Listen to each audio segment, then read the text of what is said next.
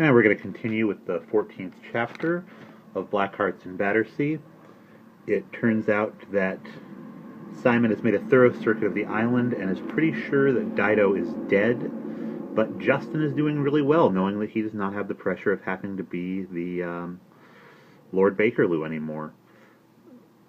All of a sudden, one of Captain Dark's ships, the Dark Dimity, has shown up, and so Simon and Justin are hiding since they're not sure that Captain Dark knows that they're there, and Dr. Field and Mrs. Buckle have gone down to meet the ship.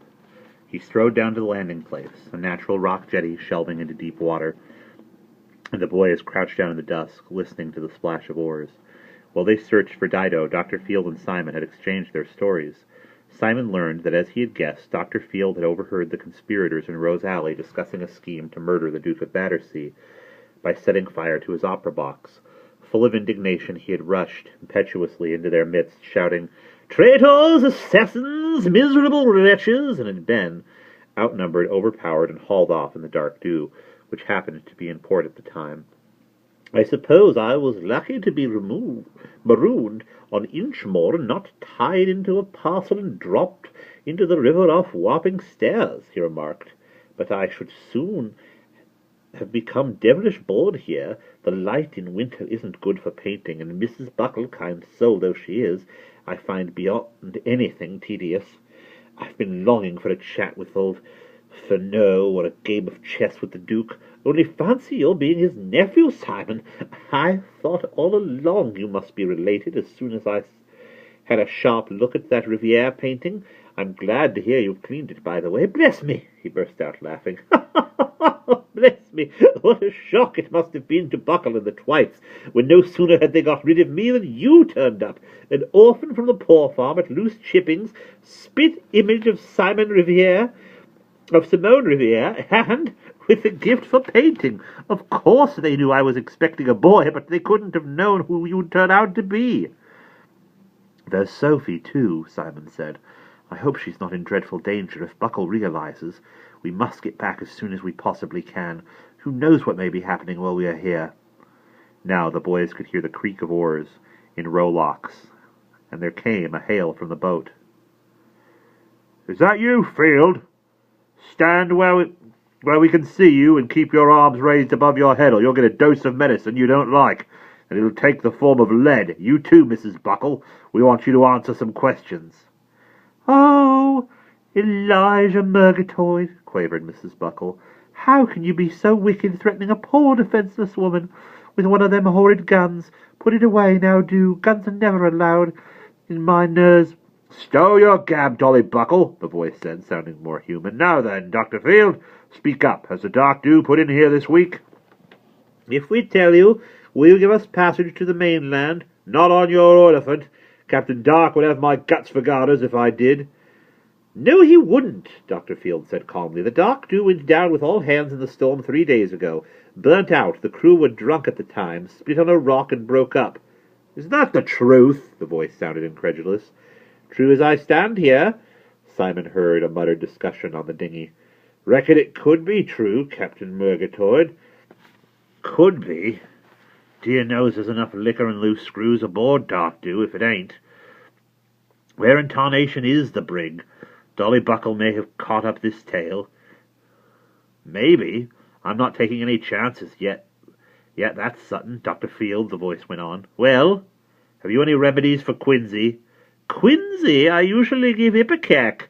Then the doctor checked himself and asked instead, "Who has quinsy?" "2 of my men on board have it. Mortal bad." "You'd best let me look at them," Dr. Field said. Well, in the same breath, Mrs. Buckle cried, Beef tea, beaten egg, and hot milk and cocoa. Oh, the poor fellow's lying sick on the nasty ship without a woman's care. Let me aboard to nurse him, Elijah, do." Captain Murgatroyd and his mate conferred in low tones. Presently Murgatroyd said, "No harm if you come aboard for the night, I suppose. We was going to heave to till tomorrow anyway. But no nonsense, mind. You're not coming with us, Dolly Buckle. Can make a quart or so of beef tea and cocoa, and that'll last the men till they're better."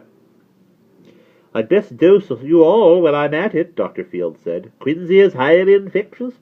I'll have to get my medicines." One of the men accompanied Dr. Field. The other assisted Mrs. Buckle to carry eggs, goat's milk, and spirits of rhubarb to the dinghy. Presently it pulled away with its cargo, and the two boys stole back to Mrs. Buckle's hut and settled down for the night. Justin to sleep peacefully, Simon to toss and turn in wakeful misery, thinking of Sophie and Dido. Early next morning he rose and looked out. A thin snow was falling and beginning to lie on heather and rocks. Dark Dimity was still anchored in the bay, and a dinghy was pulling toward the shore. Unsurprised, he saw its sole occupant was Dr. Field. Simon woke Justin, and the two boys ran to the jetty. "Doped the lot of them," said Dr. Field, grinning cheerfully as he shipped the oars and indicated the two men sprawled on the bottom boards. "They're all sleeping like babies. Help me get these beauties ashore, and we'll go back for some more." "How did you do it?" Simon asked. "A species of seaweed that's common on the rocks here is a powerful sulphuric.